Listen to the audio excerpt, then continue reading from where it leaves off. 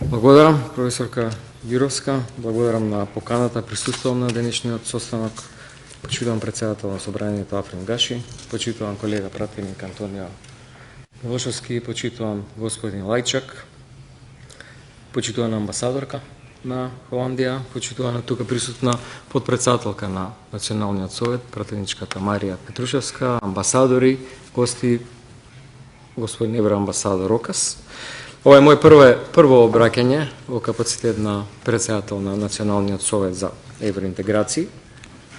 Може да кажам дека ми е навистина задоволство и чест што ќе водам ова тело и дека очекувам дека во следниот период ќе имаме навистина квалитетна работа, соработка, конструктивна во рамки на Советот, а се со цел да, како представници на Законодавниот дом во рамките на тој Совет, дадеме приоритет на европската агенда во нашата земја. Тој Совет постои од 2008 година и тој е Совет во кој што прво се градел, а потоа се одржувал консензусот во однос на европската агенда во нашето општество и искрено се надевам,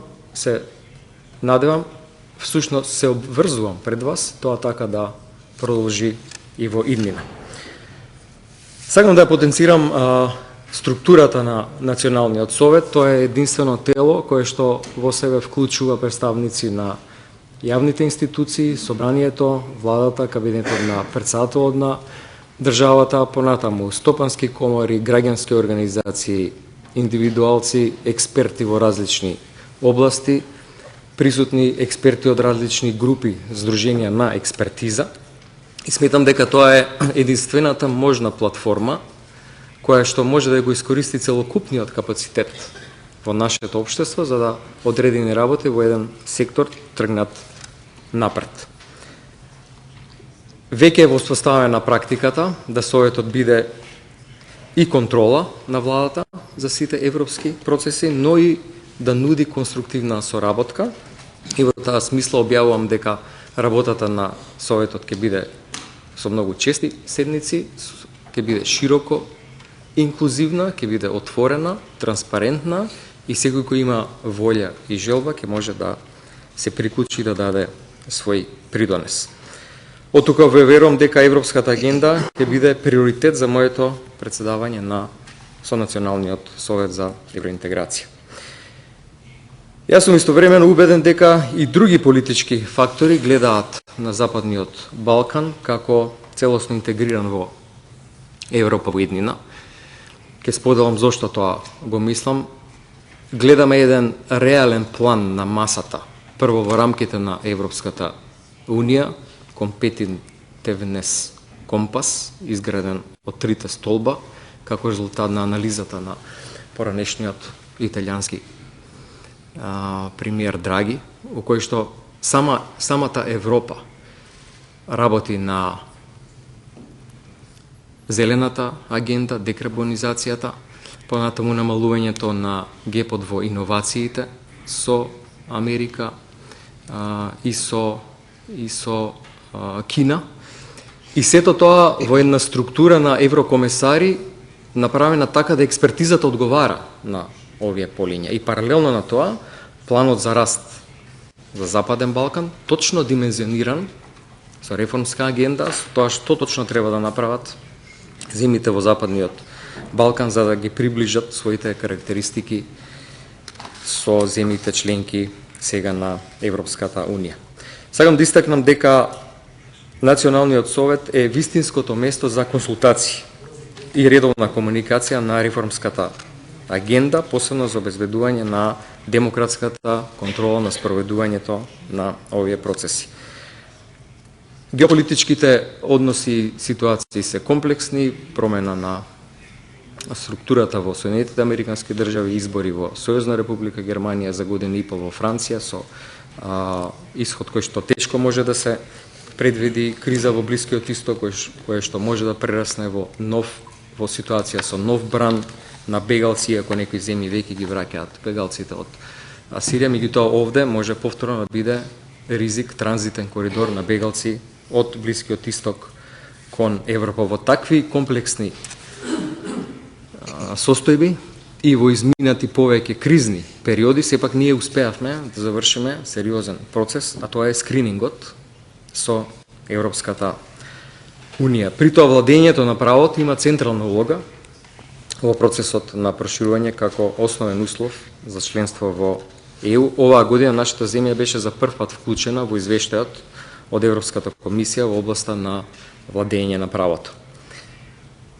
Би сакал да поздравам одлуката за вклучување на Северна Македонија во механизмот на ЕУ за владење на правото, кој ќе обезбеди јасна патека за следење и оценување на постигнатиот напредок со усогласување со стандардите со ЕУ, а сето тоа во насока на исполнување на демократски одредници за владењето на правото неопходни за членството во ЕУ. Ќе се осврнам на важноста на заклучоците од комуникацијата на Европската комисија за политика проширување во ЕУ 30.10.24, каде што се нагласува дека од клучно значење е властите дополнително да го интензивираат темпото на реформи поврзани со ЕУ. Северна Македонија да ги превземе неопходните чекори за да напредува во процесот на пристапни преговори и ефикасно да ги спроведе реформите поврзани со ЕУ, особено во областа на владењето на правото, правдата, борбата против корупцијата. Дозволите да искористам приликата да кажам дека како најголема опозициона партија ќе даеме целата поддршка на владината коалиција за спроведување на реформите во правосудниот систем, кои што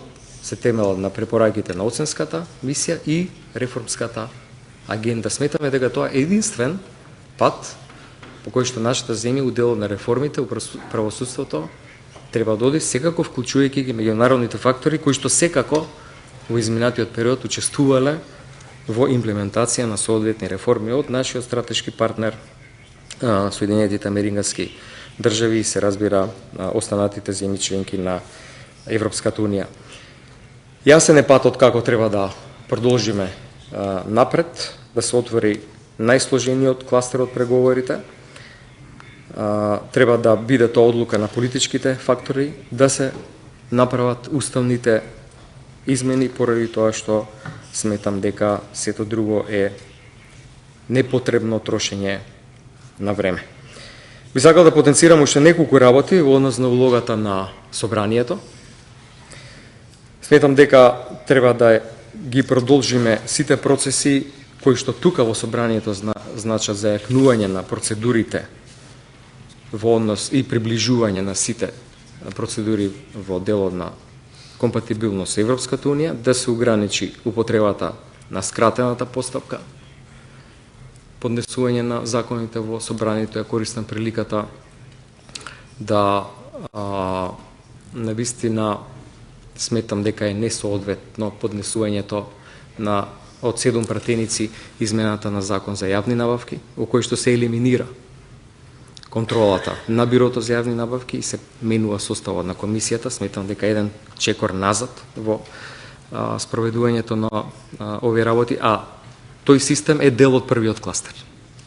Значи, зошто да му правиме трик на системот, ајде да додиме чекор напред во компатибилност со законите во Европската Унија и истовремено да апелирам владата, Министерството за евроинтеграции да сериозно поработи на реформската агенда. Веќе има неколку работи кои што не се на повидок, а се дел од обврските кои што треба да се завршат до декември 2024 година со вкупна сума која што треба да биде поддржана како дел од планот за рад од 17 милиони евра, а тоа е да се донесе закон за реформа на јавните финансии, понатаму измена на 17 подзаконски акти за буџетот и негово усогласување со ЕУ номенклатура, изменен закон за трговски друштва за професионализација на управни надзорни одбори на државни предпријатија и пополнување испразните места во судство и обвинителство според годишните планови. Искрено се надевам дека оваа работа ќе биде силен приоритет во следниот период. Ние остануваме силно посветени на нашата стратешка цел, се обврзувам во еден широк инклузивен процес со честа работа, како што кажав, да Советот биде поле каде што ќе се спојат експертизите на многу институции и организации во нашата земја, поради тоа што само така можеме да успееме. За жал, нема една единствена институција која што го има целокупниот капацитет да се справи, и тоа важи за сите области на нашата земја, да се справи со предизвиците кои што кои што се пред нас. Благодарам на вниманието.